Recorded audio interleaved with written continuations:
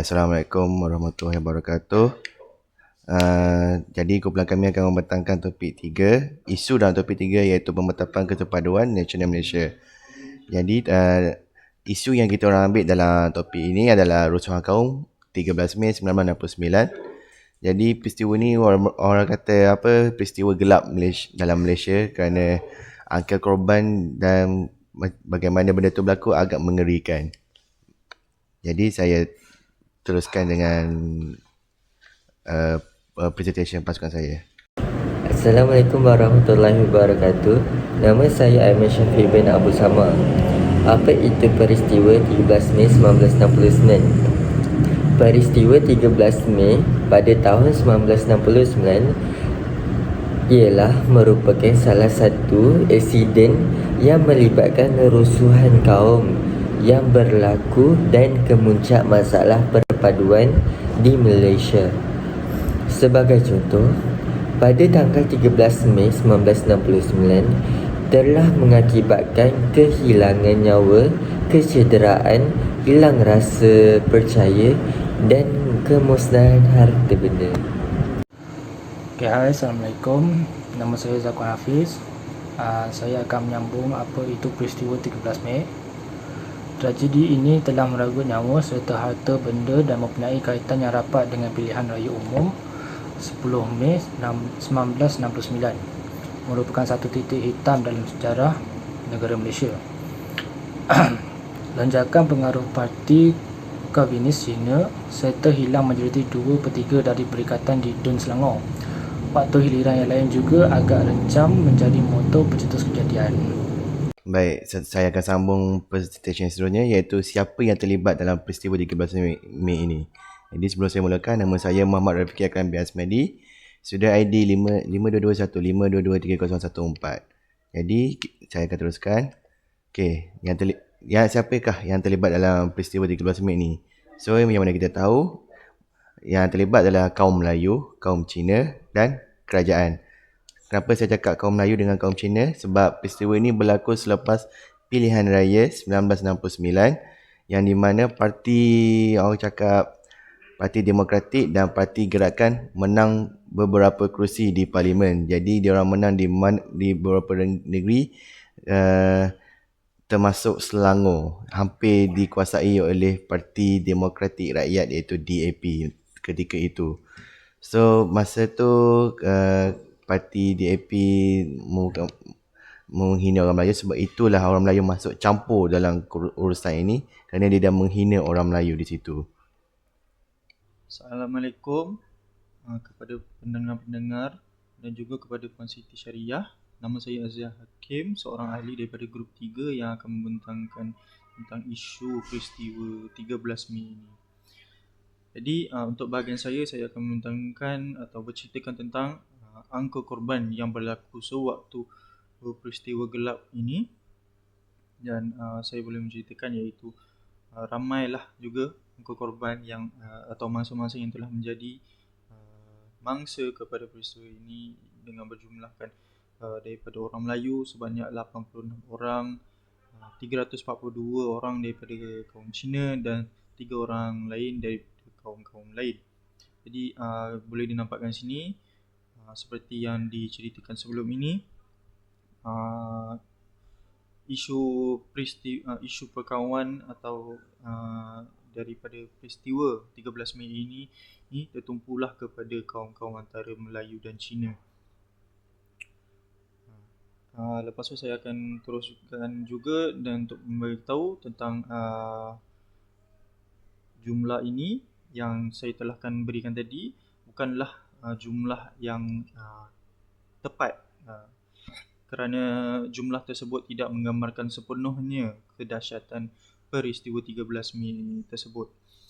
Kerana statistik tersebut tidak menggambarkan situasi sebenar di mana laporan kematian atau jumlah mangsa yang terkorban yang tidak dilaporkan dengan jumlah berapa orang yang hilang akibat daripada peristiwa tersebut dan berapa orang yang telah ditahan dan juga berapa banyak jumlah harta benda yang telah dimusnahkan akibat peristiwa gelap ini.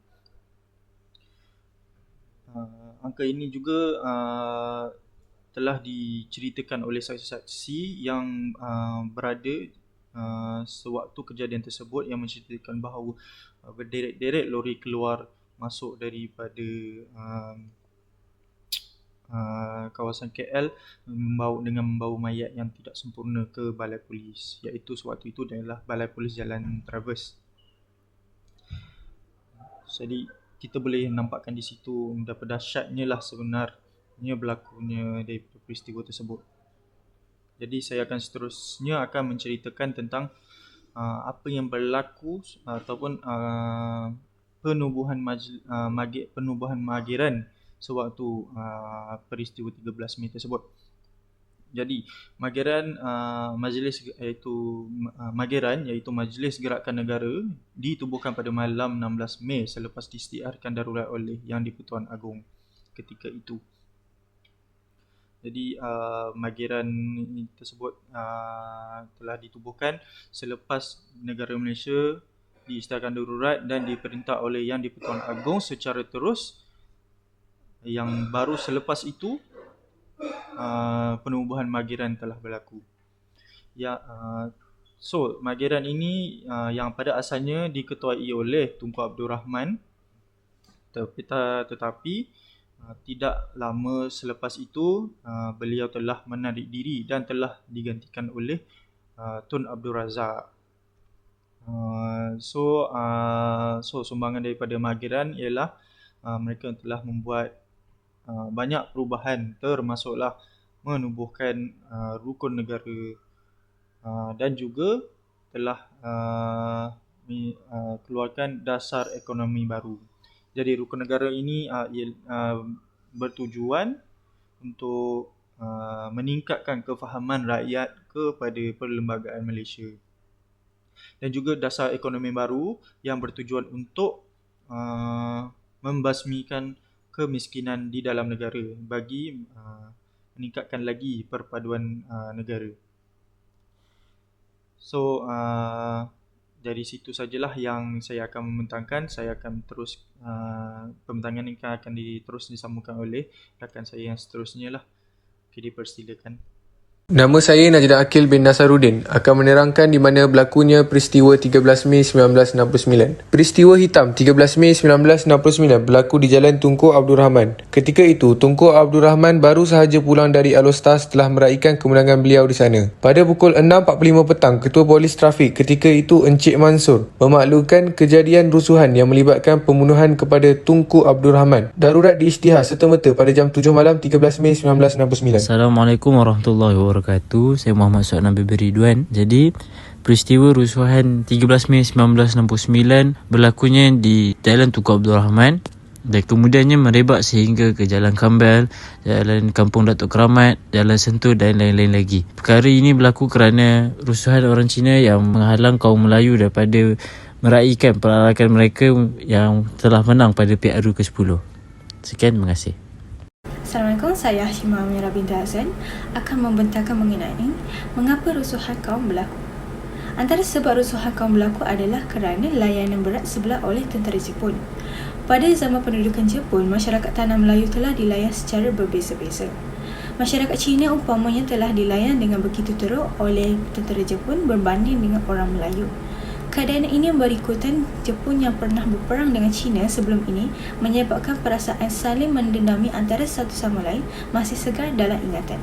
Layanan berat sebelah ini telah menyamai perasaan permusuhan antara orang Melayu dan Cina. Sebab rusuhan kaum berlaku kedua ialah kerana dasar pecah perintah penjajah Inggeris. Penjajah Inggeris yang mengamalkan konsep pecah dan perintah merupakan satu tindakan yang berkesan dan telah menjadi punca wujudnya jurang antara kaum sama ada dari sudut ekonomi dan juga polarisasi kaum. Umpamanya, orang-orang Cina tinggal di bandar-bandar menjalankan perniagaan dan juga di kawasan-kawasan lombong sebagai pelombong dan merekalah sebenarnya memiliki aset yang tinggi dalam ekonomi masyarakat Malaysia. Sementara orang-orang Melayu tinggal di luar bandar sebagai petani atau nelayan kecil. Kaum India kebanyakan pula sebagai buruh kasar kerajaan dan pekerja di ladang. Pada hakikatnya, kegiatan ekonomi orang-orang Melayu dan India adalah bercorak sara diri. Keadaan ini menyebabkan kedudukan ekonomi masyarakat Bumiputera, khususnya Melayu, menjadi lemah dan ketinggalan. Corak penglibatan ekonomi kaum dalam kegiatan ekonomi yang berbeza telah menjadikan sosioekonomi mereka tidak seimbang. Sebab seterusnya adalah disebabkan latar belakang pendidikan yang berbeza. Latar belakang pendidikan yang berbeza juga telah dikaitkan sebagai punca yang membawa kepada meletusnya peristiwa 13 Mei. Hal ini berlaku apabila sistem pendidikan yang wujud di Tanah Melayu sebelum merdeka terbahagi kepada 4 aliran mengikut kaum, iaitu Sekolah Melayu, Cina, India dan Inggeris.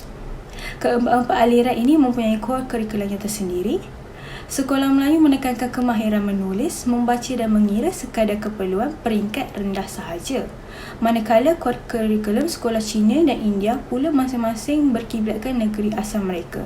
Malah buku-buku teks dan guru-guru yang mengajar juga telah dibawa dari negeri Cina dan India.